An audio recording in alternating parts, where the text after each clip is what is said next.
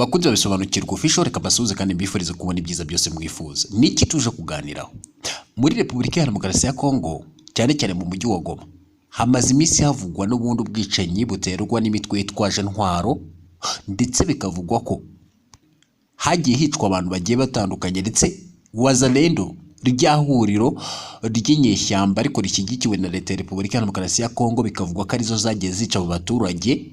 Ndetse aho mu mujyi wa Goma akaba ari no kuvugwa n'urundi rugomo rutandukanye, gusahura, kwibwa, ndetse n'urundi rugomo rugiye rutandukanye. Bagiye bashinja rero Wazalendo ko ariyo yaba yaragenda ibikora, ndetse binavugwa ko hariya muri Repubulika ya Demokarasi ya Kongo, cyane cyane aho mu mujyi wa Goma, habarizwa ingabo zirenga 100,000 zifite intwaro inini n'intoya, ariko n'ubundi M23 cyangwa se AFC no kuvuga Alliance Fleuve Congo, ndetse ibarizwamo M23 mu minsi yashize yakoresheje inama n'abaturage ibasaba kwirindira umutekano ndetse no kwirwanirira no kwirwana kugira ngo batakomeza kwicwa. Kuri ubu rero, kubera ko Wazalendo yagiye n'ubundi ishinjwa kugira uruhare mu bwicanyi, kuri ubu Wazalendo bategetswe kutongera kuzenguruka umujyi wa Goma bitwaje imbunda. Ese ubu igikurikiraho turi kwibaza, Wazalendo iramburwa intwaro? Wazalendo ishyigikiwe na leta ya Repubulika ya Demokarasi ya Kongo yabigiye kwamburwa intwaro?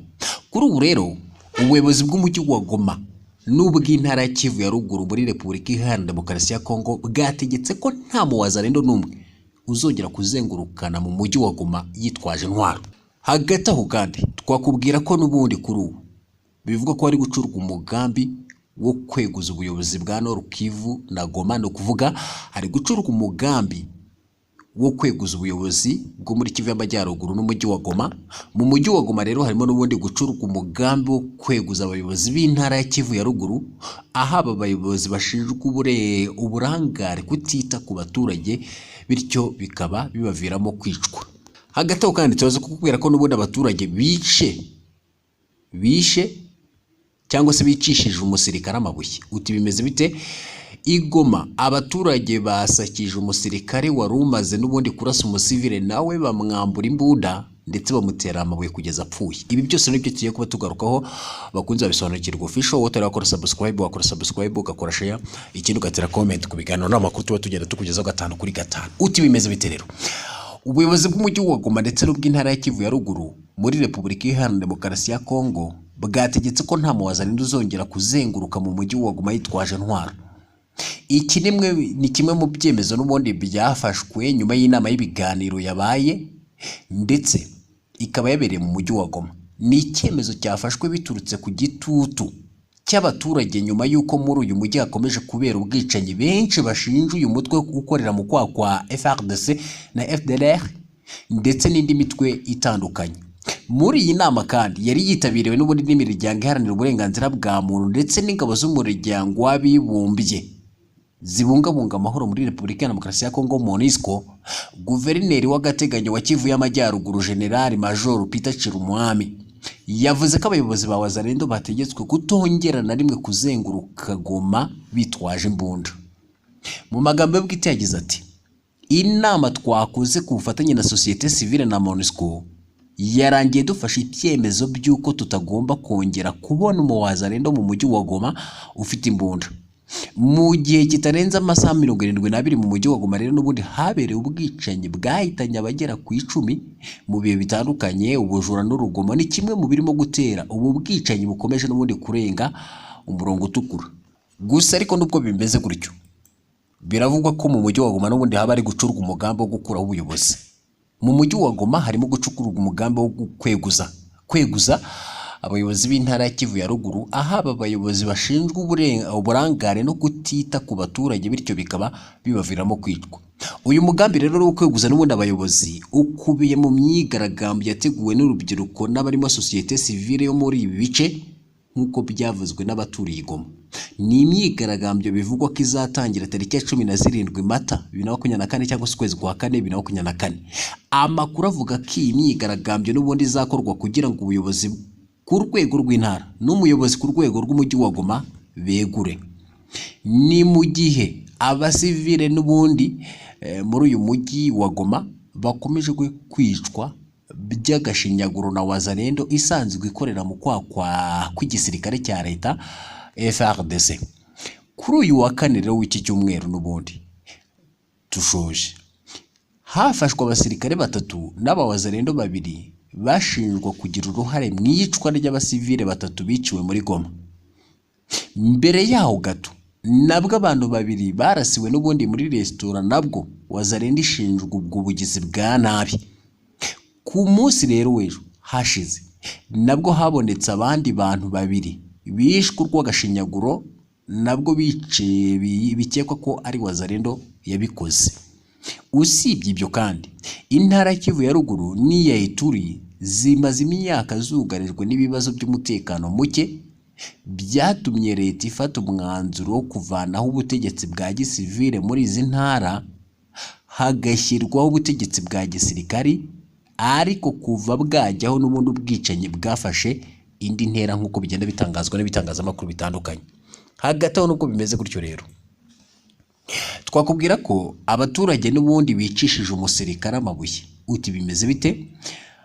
Mu mujyi wa Goma abaturage n'ubundi basakije umusirikare wari umaze kurasa umusivile, nawe bamwambura imbunda bamutera amabuye kugeza apfuye. Byabereye muri ahitwa Afia Bora, ni mu mujyi wa Goma n'ubundi ku mugoroba. Hagati aho ariko kandi ahagana saa 5 z'amanywa undi muntu yarashe umumotari wari ahitwa Nyabushongo muri komine ya Karisimbi amutsinda aho ngaho.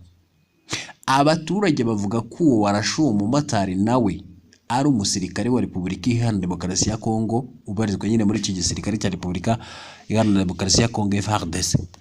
Kurasana gutya rero biravugwa n'ubundi mu gihe hari hashize iminsi urubyiruko rwa Wazalendo ruhawe intwaro. Icyakora rwabujijwe kuzinjirana mu mujyi, ndetse ntiharamenyekana icyateye uriya musirikare kurasa umumotari, ariko amakuru avuga ko bagenzi be bamufashe bamushyikiriza n'ubundi inzego z'ubutabera. Minisitiri w'Ingabo Jean Pierre Bemba aherutse kubwira inama y'abaminisitiri ko ikibazo cy'umutekano mu Kigoma cyafashe indi ntera. Hemejwe kandi ko abasirikare n'abapolisi bagiye kujya bakora irondo mu ijoro ngo bahangane n'ubundi n'abahungabanya umutekano w'igihugu cya Repubulika Iharanira Demokarasi ya Kongo, by'umwihariko mu ntara Kivu y'Amajyaruguru, mu mujyi wa Goma ufatwa nyine nk'umurwa mukuru w'intara Kivu y'Amajyaruguru. Mu gihe kitagera ku minsi 10 gusa abantu bagera kuri 14 bose bamaze kwicirwa mu mujyi wa Goma, kandi bamwe bishwe barashwe. Abasirikare b'iki gihugu n'urubyiruko rwa Wazalendo nibo bashinjwa kubigiramo uruhare. Kuri ubu rero twakubwira ko umujyi wa Goma n'umujyi n'ubundi kugeza ubu bizwi ko ubarizwamo ingabo ibihumbi bikabakaba mu ijana zose, kandi zifite intwaro nini ntoya ndetse n'indege z'intambara, nubwo ibyo bidakuraho ko izo ngabo zose zananiwe kwigeza y'umutwe wa M23 wazifungiye muri uwo mujyi. Uko kunanirwa kwigiza M23 nibyo bituma n'ubundi bakomeza kwirara mu baturage nka bimwe bivugwa kumiswa, ndetse hari ibibazo bigenda byibazwa n'abasesenguzi bari kugarukaho. Dore rero ibyo bari kugarukaho ni bikurikira. Bari kwibaza bati mu gihe ibintu byifashe gutyo, ni ibiki umuturage w'umusivili ashobora gukora mu rwego rwo kwicungura bitamugiraho ingaruka muri iki gihe? Icya kabiri, kugeza ubu ninde muntu ushobora cyangwa se ushoboka mu babifitiye ubushobozi wasabiri ya Wazalendo guhagarika ubwicanyi ku basivili? Ese ni leta, ni M23, ni MONUSCO, ni SADC, n'indi? Hari ababona ko M23 ari nyirabayazana w'ayo magorwa yose ari Goma, kuko hari ngo kuba uwo mutwe waratangije intambara ariko ikaba idafatiye Goma, cyangwa ngo niba biyinaniye bireke ngo nicyo giteza ikibazo. Abo bati niba izahafata nivane mu magambo bishyire mu bikorwa. Abo bundi bo twabavugaho iki batekereza gutyo cyangwa se bavuga gutyo? Ikindi kiri kwibazwa ni uruhe ruhare umuryango mpuzamahanga ufite nawo ingabo zizwi nka MONUSCO aho muri Goma ukwiye kugira kuri iki kibazo. Ese kuba uyu muryango waramaze guteguza ingabo zawo kwitegura guhunga bivuze iki ku bijyanye no kuba uyu muryango udashobora kurinda abasivile. Mutekereza ko M23 iramutse ifashe umujyi wa Goma amahoro yaboneka? Ese byaba byoroshye mu gihe mu basivile ariho hari Wazalendo kandi kabifite intwaro ndetse ikaba inashyigikiwe na leta? Ibi byose rero ni ibigenda byibazwa.